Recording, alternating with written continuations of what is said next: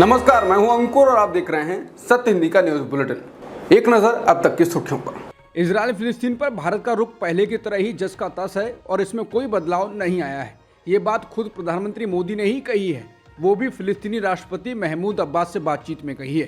पहले वो लगातार इजरायल के समर्थन की बात कहते रहे थे।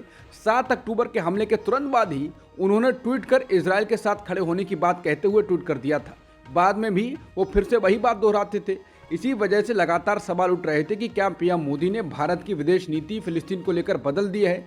अब उन्होंने ट्वीट करके ही इस बात की जानकारी दी है कि इजरायल फिलिस्तीन को लेकर भारत की नीति में कोई बदलाव नहीं आया है। उन्होंने कहा कि फिलिस्तीनी प्राधिकरण के राष्ट्रपति महामहिम महमूद अब्बास से बात की, गजा के अल अहली अस्पताल में नागरिकों की मौत पर अपनी संवेदना व्यक्त की। हम फिलिस्तीनी लोगों के लिए मानवीय सहायता भेजना जारी रखेंगे। क्षेत्र में आतंकवाद, हिंसा और बिगड़ती सुरक्षा स्थिति पर अपनी गहरी चिंता साझा की। इजरायल फिलिस्तीन मुद्दे पर भारत की लंबे समय से चली आ रही सैद्धांतिक स्थिति को दोहराया। संयुक्त राष्ट्र संघ में फिलिस्तीनी राजदूत रियाद मंसूर ने बुधवार को इजरायली प्रधानमंत्री बेन्यामिन नेतन्याहू पर गजा शहर के एक अस्पताल में हुए घातक विस्फोट के बारे में झूठ फैलाने का आरोप लगाया। इस हमले में करीब 500 लोग मारे गए थे। इस अस्पताल पर हवाई हमले के बाद से हमास और इजरायल के बीच आरोप प्रत्यारोप का दौर चल रहा है। हिंदुस्तान टाइम्स की रिपोर्ट के मुताबिक हमास ने कहा है कि यह विस्फोट इजरायली हवाई हमले का नतीजा था। वहीं इजरायल की सेना ने आरोपों से इनकार किया है और दावा किया कि फिलिस्तीनी आतंकवादियों द्वारा एक असफल मिसाइल हमले में अस्पताल पर हमला किया गया था। बेन्यामिन नेतन्याहू के दावों का यूएन में फिलिस्तीनी राजदूत रियाद मंसूर ने जोरदार खंडन किया है। मंसूर ने कहा कि वो झूठे हैं। उनके डिजिटल प्रवक्ता ने ट्वीट किया था कि इजरायल ने यह सोचकर हमला किया कि इस अस्पताल के आसपास हमास का आधार था। अल जजीरा को अपनी जांच में इजरायली सेना के इस दावे का कोई आधार नहीं मिला है कि गजा पट्टी में अल अहली अरब अस्पताल पर मंगलवार का हमला एक असफल रॉकेट प्रक्षेपण के कारण हुआ था। अल जजीरा की डिजिटल जांच में इजरायली सेना के दावे का कोई आधार नहीं मिला कि गजा में अल अहली अरब अस्पताल पर हमला एक गजा की ओर से इजरायल पर दागे जा रहे असफल रॉकेट के कारण हुआ था। बता दें, इजरायली सेना ने सबूत के तौर पर अल जजीरा की ही रिपोर्ट दिखाई थी। जांच में अल जजीरा ने पाया कि उसी वक्त 4 इजरायल रॉकेट दागे गए थे जो अस्पताल के पास थे। हालांकि गजा की ओर से भी एक रॉकेट दागा गया था जिसको आसमान में ही खत्म कर दिया गया था अस्पताल पर हमले से पहले ही। हालांकि उसी वक्त 5 सेकंड बाद गजा में एक धमाका देखा गया और 2 सेकंड बाद एक और बड़ा धमाका देखा गया और यही हमला था जिसने अस्पताल पर हमला किया। और इसी के साथ अल जजीरा ने इजरायली सेना के दावे को खारिज कर दिया कि असफल रॉकेट ने अस्पताल पर हमला कर दिया था। नूर शम्स शरणार्थी शिविर में इस समय बहुत तनावपूर्ण स्थिति है और आशंका है कि मरने वालों की संख्या बढ़ सकती है। इजरायली सेना घरों को सैन्य चौकियों में बदल रही है और सड़कों को नष्ट कर रही है और शिविर के अंदर बिजली या पानी नहीं है। अल जजीरा की रिपोर्ट में दावा किया गया है कि यह पहली बार नहीं है जब इजरायली सेना ने नूर शम्स शरणार्थी शिविर पर छापा मारा है। उन्होंने कहा कि हमने उन्हें सितंबर के अंत में सड़कों पर बुलडोजर चलाते हुए देखा था। रूस ने चेतावनी दी है कि मौजूदा गजा संकट के क्षेत्रव्यापी संघर्ष में बढ़ने का जोखिम वास्तविकता है। विदेश मंत्री सर्गेई लावरोव ने भी युद्ध विराम के लिए संयुक्त राष्ट्र के प्रस्ताव को वीटो करने के लिए अमेरिका की आलोचना की। उन्होंने कहा कि अब संघर्ष बढ़ सकता है। उन्होंने कहा कि हम एक बार फिर हर चीज़ का दोष ईरान पर मढ़ने की कोशिश देख रहे हैं। हम इन आरोपों को काफ़ी उत्तेजक मानते हैं। लावरोव ने कहा कि ईरानी नेतृत्व एक जिम्मेदार संतुलित रुख अपनाता है और इस संघर्ष को पूरे क्षेत्र पड़ोसी देशों तक फैलने से रोकने का आह्वान करता है। खून खराबा रोकने के तरीकों के बारे में पूछे जाने पर लावरोव ने कहा कि संयुक्त राष्ट्र सुरक्षा परिषद का एक प्रस्ताव जिसमें सभी पक्षों से शत्रुता को तुरंत समाप्त करने का आह्वान किया गया है आगे बढ़ने का सबसे अच्छा तरीका था। उन्होंने कहा, क्या संभावनाएं हैं? मेरा मानना है कि इच्छुक देशों की बातचीत जारी रहेगी। मिस्र पहल कर रहा है। हम सभी गजा पट्टी में तनाव कम होते देखना चाहेंगे। इजरायली रक्षा मंत्री योब गैलेंट ने गुरुवार को इजरायल के दक्षिण का दौरा किया और गजा सीमा पर सेवारत सैनिकों से मुलाकात की। इस दौरान उन्होंने कहा कि हमारा ध्यान सबसे पहले हमास को हराने पर है। मैं 45 सालों से लड़ाई में सैनिकों का नेतृत्व कर रहा हूं। मैं सुरक्षा के लिए जिम्मेदार हूं। पिछले 2 हफ्तों में मैं इसके लिए जिम्मेदार था। यहां तक कि कठिन समय के दौरान भी मैं इजरायल को जीत दिलाने के लिए जिम्मेदार हूं। गैलेंट ने आगे कहा कि आईडीएफ इजरायल के दुश्मनों के साथ लंबे समय के लिए तैयारी कर रहा है। उन्होंने कहा, हम एक छोटे सैन्य अभियान के बारे में बात नहीं कर रहे हैं, हम एक लंबे अभियान के बारे में बात कर रहे हैं। इसके बाद उन्होंने लेबनान पर हिजबुल्लाह के खतरे का जिक्र किया। उन्होंने कहा कि हिजबुल्लाह इजराइल राज्य और आईडीएफ को चुनौती देने की कोशिश कर रहा है। उन्होंने कहा कि पूरे आईडीएफ की ताकत हमारे पास है, हम सतर्क हैं और अगर हिजबुल्लाह युद्ध शुरू करना चाहता है तो उसे पहले गजा शहर की तस्वीरें देखनी चाहिए। इजरायली रक्षा मंत्री योब गैलेंट ने गजा पट्टी के सीमा पर सैनिकों से कहा कि हमास द्वारा चलाए जा रहे इलाके में घुसने का आदेश जल्द ही आ जाएगा। उन्होंने गिबाती ब्रिगेड के सैनिकों से कहा कि अब आप गजा को दूर से देखते हैं, जल्द ही आप इसे अंदर से देखेंगे। उन्होंने कहा कि आदेश आ जाने वाला है। 7 अक्टूबर को इजराइल के अंदर हमास के हमले के बाद से गजा पर इजरायली हमलों में कम से कम 3,785 फलस्तीनी मारे गए हैं, जिसमें 1,524 बच्चे हैं, 1,000 महिलाएं हैं और 120 बुजुर्ग लोग शामिल हैं। इसके अलावा 12,493 अन्य घायल हुए हैं, जिनमें 3,983 बच्चे और 3,300 महिलाएं शामिल हैं। इसके अलावा हमास की ओर से 14 से अधिक इजरायली लोग मारे गए हैं। 100 से अधिक ट्रक गजा में प्रवेश करने के लिए मिस्र की ओर से रफा सीमा पार के करीब इंतजार कर रहे हैं। हालांकि ये उम्मीद नहीं है कि सहायता शुक्रवार से पहले घुस पाएगी। रफा की क्रॉसिंग के लिए हमास के प्रवक्ता बेल अबू उमर का कहना है कि आज दोपहर तक मिस्र से गजा में कोई सहायता नहीं पहुंची है।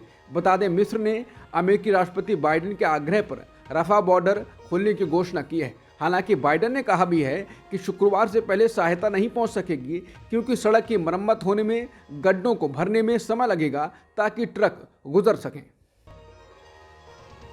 इजराइल के ज़मीनी हमले की आशंकाओं के बीच फलस्तीनी गजा पट्टी से सुरक्षित बच निकलने के लिए रफा क्रॉसिंग पहुंच रहे हैं। रफा क्रॉसिंग गजा पट्टी के दक्षिण में स्थित एक बॉर्डर क्रॉसिंग है। यह गजा पट्टी को मिस्र के सिनाई रेगिस्तान से जोड़ता है। गजा पट्टी क्षेत्र में इसके अतिरिक्त इरेज और केरेम शलोम नामक 2 अन्य बॉर्डर क्रॉसिंग हैं। इनमें से इरेज क्रॉसिंग उत्तरी गजा को इजराइल से जोड़ता है। केरेम शलोम भी इजराइल और गजा के बीच स्थित क्रॉसिंग है, लेकिन इसका इस्तेमाल सिर्फ व्यापारिक गतिविधियों के लिए किया जाता है। इजराइल के हमास के खिलाफ जवाबी कार्रवाई शुरू करने के बाद से ये दोनों बॉर्डर क्रॉसिंग बंद हैं। फिलिस्तीनी स्वास्थ्य मंत्रालय के प्रवक्ता ने कहा है कि बिजली जनरेटरों में ईंधन खत्म होने के बाद 14 स्वास्थ्य सुविधाओं ने काम करना बंद कर दिया है। इजरायली बमबारी की चपेट में आने के बाद 4 अन्य अस्पताल बंद भी कर दिए गए हैं। इसके अलावा रिपोर्टों के अनुसार इजरायली हवाई हमलों ने गजा में कई बेकरियों पर बमबारी भी की है, जिसमें दर्जनों लोग मारे गए हैं और सैकड़ों लोग घायल हो गए हैं, जो ब्रेड खरीदने के लिए कतार में खड़े थे। इजरायली सेना का कहना है कि उसने कब्जे वाले वेस्ट बैंक में 80 लोगों को गिरफ्तार किया है, जिनमें से 63 पर हमास का सदस्य होने का आरोप लगाया गया है। सेना ने कहा कि रामल्लाह के पास कफर किब्या में एक बंदी का घर नष्ट कर दिया गया और नूर शम्स शरणार्थी शिविर से कई वांछित व्यक्तियों को हिरासत में लिया गया है। बता दें, उत्तरी कब्जे वाले वेस्ट बैंक शहर तुल्केरेम में शिविर इजरायली छापे का लगातार लक्ष्य रहा है। इजरायली रक्षा बलों का कहना है कि अभी तक युद्ध शुरू होने के बाद से सैनिकों ने वेस्ट बैंक में 524 फिलिस्तीनियों को गिरफ्तार किया है, जिनमें हमास से जुड़े 330 से अधिक लोग शामिल हैं।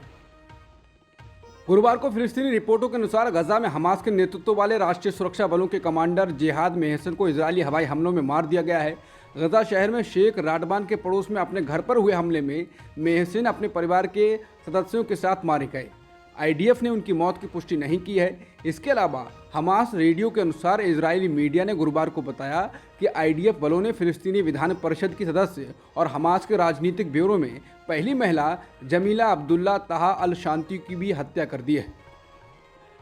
2 दिन के दौरे पर इजराइल पहुंचे ब्रिटेन के प्रधानमंत्री ऋषि सुनक ने इजरायली पीएम बेन्यामिन नेतन्याहू से कहा, हमास को सजा देने के आपके अधिकार का हम समर्थन करते हैं। प्रधानमंत्री ने कहा, अंतर्राष्ट्रीय कानूनों का पालन करते हुए खुद की रक्षा करने के इजराइल के अधिकार और हमास की पीछा करने के इसके अधिकार का ब्रिटेन समर्थन करेगा। सुनक ने कहा, वो जानते हैं कि हमास से उलट इजराइल नागरिकों को नुकसान ना पहुंचाने की हर संभव कोशिश कर रहा है। उन्होंने कहा कि फ़लस्तीनी लोग भी हमास से पीड़ित हैं और ब्रिटेन इस इलाके में मदद को और बढ़ाएगा और कोशिश करेगा कि जल्द से जल्द लोगों तक पहुंचें। बीबीसी की रिपोर्ट के अनुसार इजराइल के विदेश मामलों के मंत्री ने बताया है कि 7 अक्टूबर को अगवा किए गए बंधकों में 2 लोग मारे गए हैं। 89 साल के कार्मेला डैन और उनकी 12 साल की पोती नोया डैन को नीर ओज किबुस से अगवा किया गया था। हालांकि इजरायली अधिकारियों ने यह नहीं बताया है कि उनका शव कहां मिला। एक्स पर किए गए एक पोस्ट में इजराइल ने कहा, ये बताते हुए दुख हो रहा है कि नोया और उनकी दादी कार्मेला के शव कल पाए गए। इजरायली डिफेंस फोर्सेस के प्रवक्ता डेनियल हगारी ने कहा कि सेना ने गजा ले जाए गए 203 बंधकों के परिवारों को सूचित किया है। अमेरिका ने बुधवार को संयुक्त राष्ट्र सुरक्षा परिषद के उस प्रस्ताव को वीटो कर दिया जिसमें गजा पट्टी तक मानवीय सहायता पहुंचाने की अनुमति देने की बात कही गई थी। ब्राजील यह प्रस्ताव लाया था। पहले तो किसी न किसी बहाने से प्रस्ताव पर मतदान में 2 बार देर हुई। खैर, बुधवार को 12 सदस्यों ने इसके पक्ष में मतदान किया, जबकि रूस और ब्रिटेन गैर हाजिर रहे। अमेरिका ने इस प्रस्ताव पर वीटो कर दिया, यानी अधिकांश सदस्य देशों की सहमति के बावजूद यह प्रस्ताव आगे नहीं बढ़ सकता था। बहरहाल मिस्र ने अमेरिकी राष्ट्रपति बाइडेन के आग्रह पर राफा बॉर्डर खोलने की घोषणा की है, जिसके जरिए 20 ट्रक मानवीय सहायता गजा भेजी जाएंगी। हालांकि इसकी शुरुआत शुक्रवार 20 अक्टूबर से हो पाएगी। क्या इंडिया गठबंधन दलों के बीच वैसा कुछ होने के आसार हैं जैसा बीजेपी चाहती है? कम से कम सपा नेता अखिलेश यादव के तेवर से तो वैसा ही कुछ लगता है। अखिलेश का यह गुस्सा बीजेपी पसंद ही करेगी। अखिलेश यादव ने कहा कि अगर उनको पता होता कि इंडिया गठबंधन विधानसभा स्तर पर नहीं है तो उनकी पार्टी के लोग कभी मिलने नहीं जाते। अखिलेश यादव की ये टिप्पणी तब आई है जब मध्य प्रदेश में समाजवादी पार्टी का कांग्रेस के साथ सीटों को लेकर कोई समझौता नहीं हो पाया है। कांग्रेस सभी सीटों पर चुनाव लड़ने को तैयार है। पहले ऐसा माना जा रहा था कि वो सपा को भी कुछ सीटें दे सकती है। अखिलेश यादव ने कहा कि इसको लेकर सपा की कांग्रेस के साथ बातचीत चली भी और देर रात तक बैठकें हुई, लेकिन अब उन्होंने कहा कि कोई गठबंधन नहीं है। इस बात से गुस्सा अखिलेश यादव ने पत्रकारों से बातचीत में कहा, अगर ये मुझे पहले दिन पता होता कि विधानसभा स्तर पर कोई गठबंधन नहीं है इंडिया का, तो उसमें कभी मिलने नहीं जाते हमारी पार्टी के लोग।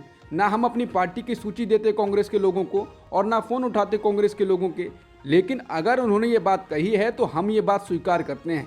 अगर गठबंधन केवल उत्तर प्रदेश में केंद्र के लिए होगा तो उस समय विचार किया जाएगा। इसके साथ ही सपा नेता ने कांग्रेस को चेतावनी भी दे दी है कि उनके साथ भी कुछ ऐसा ही होने वाला है। उन्होंने कहा, जैसा व्यवहार होगा समाजवादी पार्टी के लोगों के साथ वैसा ही व्यवहार उनको देखने को मिलेगा यहाँ पर। अखिलेश ने कहा कि अब हमारे पास जानकारी है कि गठबंधन केवल केंद्र के स्तर पर है।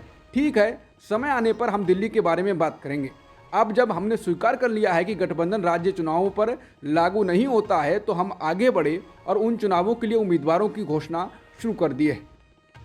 राहुल गांधी के तेलंगाना कार्यक्रम में गुरुवार को जुटी भीड़ ने सत्तारूढ़ बीआरएस के सामने कई चुनौतियां पेश कर दी हैं।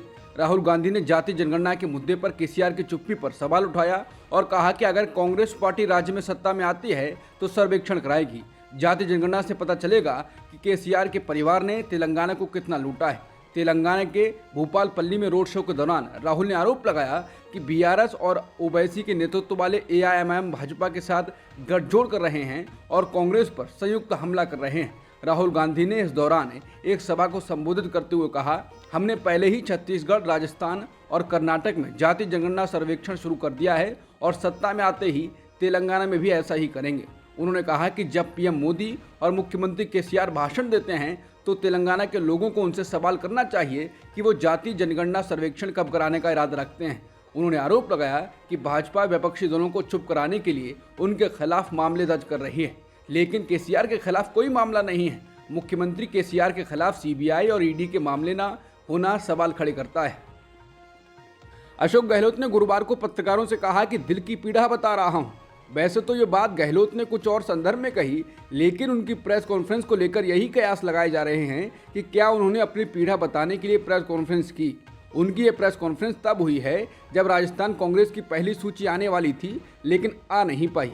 एक दिन पहले ही पार्टी की केंद्रीय चुनाव समिति यानी सीईसी की बैठक हुई और फिर रिपोर्टें आईं कि कुछ नामों पर मतभेद है। रिपोर्ट आई कि मुख्यमंत्री अशोक गहलोत जिन लोगों को टिकट दिलाना चाह रहे थे उनमें से कुछ नामों पर आपत्ति हुई। गुरुवार की प्रेस कॉन्फ्रेंस में गहलोत से जब पूछा गया कि टिकट में देरी की वजह क्या है तो उन्होंने उन खबरों का खंडन किया जिनमें सचिन पायलट के साथ उनके मतभेद के लिए टिकट वितरण में देरी को जिम्मेदार ठहराया गया था। उन्होंने कहा कि कांग्रेस की राजस्थान इकाई के भीतर कोई मतभेद नहीं है। गहलोत ने दावा किया कि उन्होंने एक भी उम्मीदवार की उम्मीदवारी का विरोध नहीं किया है और सचिन पायलट के समर्थकों के पक्ष में वो फैसले ले रहे हैं। पायलट के साथ चल रहे सत्ता संघर्ष के बारे में पूछे जाने पर उन्होंने कहा, हम सभी एकजुट हैं, मैंने किसी भी एक उम्मीदवार का विरोध नहीं किया है। आज की प्रेस कॉन्फ्रेंस में इससे जुड़े सवाल का भी गहलोत ने जवाब दिया। सचिन पायलट का जिक्र आते ही मुख्यमंत्री पद के लिए अपनी दावेदारी की ओर इशारा करते हुए गहलोत ने कहा, एक बार एक महिला ने मुझसे कहा था कि भगवान की इच्छा है कि आप चौथी बार सीएम बने। तो मैंने उनसे कहा कि मैं सीएम पद छोड़ना चाहता हूं, लेकिन ये पद है जो मुझे नहीं छोड़ रहा है। वैसे गहलोत के इस बयान में दो बातें अहम हैं। एक तो चौथी बार सीएम बनने वाली बात, और दूसरी ये है कि सीएम पद उनको नहीं छोड़ रहा है। शायद गहलोत की इस टिप्पणी को पायलट ज़्यादा अच्छी तरह समझ रहे होंगे। पूर्व प्रधानमंत्री और जनता दल सेक्युलर के नेता एचडी देवेगौड़ा ने गुरुवार को सीएम इब्राहिम को पार्टी से निष्कासित कर दिया है। सीएम इब्राहिम जेडीएस की कर्नाटक इकाई के अध्यक्ष थे। वो देवेगौड़ा सरकार में केंद्रीय मंत्री भी रहे हैं। सीएम इब्राहिम ने कर्नाटक में जेडीएस और बीजेपी के गठबंधन का विरोध किया था। देवेगौड़ा ने अपने बेटे और पूर्व मुख्यमंत्री एचडी कुमारस्वामी को पार्टी की राज्य इकाई का अस्थायी अध्यक्ष भी नियुक्त कर दिया है। गुजरात हाईकोर्ट ने गुजरात पुलिस के 4 अधिकारियों को अदालत की अवमानना का दोषी पाया है। हाईकोर्ट ने उन्हें गुरुवार 19 अक्टूबर को 14 दिनों की साधारण कैद की सजा सुनाई है। दोषी पुलिसकर्मियों को फौरन गिरफ्तार नहीं किया जा सकेगा, क्योंकि अदालत ने फिलहाल अपने फैसले को 3 महीने के लिए रोक दिया है, ताकि आरोपियों को इस फैसले के खिलाफ अपील का मौका मिल सके। लाइव लॉ के मुताबिक पिछले साल अक्टूबर में खेड़ा जिले में मुस्लिम पुरुषों को सार्वजनिक रूप से पीटा गया था, लेकिन इस संबंध में जस्टिस एएस सुपेहिया और जस्टिस गीता गोपी की टिप्पणी महत्वपूर्ण है। अदालत इस बात से खुश नहीं है कि ये दिन आ गए हैं कि जब वो ऐसे आदेश पारित कर रही है जिसमें अधिकारियों को साधारण कारावास से गुजरने के लिए कहा जा रहा है। खेड़ा सार्वजनिक पिटाई मामले में जहीर मियां मलिक, मकसूदा बनू मलिक, शहादम मियां मलिक, शकील मियां मलिक और शाहिद राजा मलिक ने 13 पुलिसकर्मियों के खिलाफ गुजरात हाईकोर्ट में अवमानना याचिका दायर की थी, जिसमें उन पर कोड़े मारने और अवैध तरीके से कैद में रखने और हमला करने का आरोप लगाया गया था। इजराइल हमास संघर्ष पर शरद पवार के बयान को लेकर असम के मुख्यमंत्री हिमंता बिस्वा शर्मा ने उन पर तंज कसा है। उन्होंने कहा, मुझे लगता है कि शरद पवार जी सुप्रिया मैडम को गजा में हमास के लिए लड़ने के लिए भेजेंगे। बता दें कि एनसीपी प्रमुख शरद पवार ने हमास युद्ध को लेकर कहा था कि फलस्तीन की पूरी जमीन है और इजराइल ने उसकी जमीन पर कब्जा कर लिया है। घर, जगह, जमीन सब फलस्तीन की थी, लेकिन अब इजराइल ने उस पर अपना अधिकार जमा लिया है। उन्होंने कहा कि एनसीपी उन लोगों के साथ खड़ी है जो मूल रूप से इजराइल के रहने वाले हैं। शरद पवार ने पीएम मोदी द्वारा इजराइल का समर्थन करने पर भी आपत्ति जताई और कहा कि पीएम मोदी असल मुद्दे को नजरअंदाज कर रहे हैं। हिमंता बिस्वा शर्मा के बयान पर सुप्रिया सुले की भी प्रतिक्रिया आई है। सुप्रिया सुले ने कहा कि मुझे ये सुनकर आश्चर्य हुआ। हिमंता बिस्वा शर्मा का भी वही डीएनए है जो मेरा है। वो ओरिजिनल कांग्रेसी हैं। वो और मैं कांग्रेस का ही डीएनए शेयर करते हैं। आपको पता होगा कि बीजेपी महिलाओं का अपमान करती है, लेकिन मुझे शर्मा जी से उम्मीद थी। मुझे आश्चर्य होता है कि कांग्रेस से बीजेपी में जाने के बाद ऐसा कैसे हो जाता है। मुझे तो उन पर हमेशा गर्व था। मुझे लगता था कि अपना एक आदमी बीजेपी में जाकर मुख्यमंत्री बना है, ये मेरे लिए हमेशा ही बड़ी बात थी। पवार के बयान पर महाराष्ट्र के उप मुख्यमंत्री देवेंद्र फडणवीस ने कहा है कि शरद पवार से मेरी अपील है कि वो वोट बैंक की राजनीति के बारे में ना सोचें, बल्कि आतंकवाद की कड़ाई से निंदा करें। फडणवीस ने कहा, जब पूरी दुनिया इजराइल में निर्दोष लोगों की मौत की निंदा कर रही है और भारत ने भी ऐसा ही किया है, तो श्री शरद पवार जी को आतंकवाद के खिलाफ इसी भाषा में बोलना चाहिए था।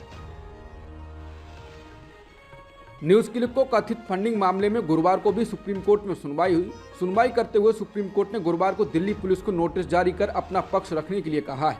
प्रवीर पुरकायस्थ और अमित चक्रवर्ती ने यूएपीए कानून के तहत अपनी गिरफ्तारी को सुप्रीम कोर्ट में चुनौती दी है। जस्टिस BR गवाई और जस्टिस प्रशांत कुमार मिश्रा की खंडपीठ इस केस की सुनवाई कर रही है। बेंच ने इसकी अगली तारीख 30 अक्टूबर तय की है। अब तक की सुर्खियों में इतना ही। बाकी खबरों के लिए बने रहिए सत्यहिंदी.com के साथ।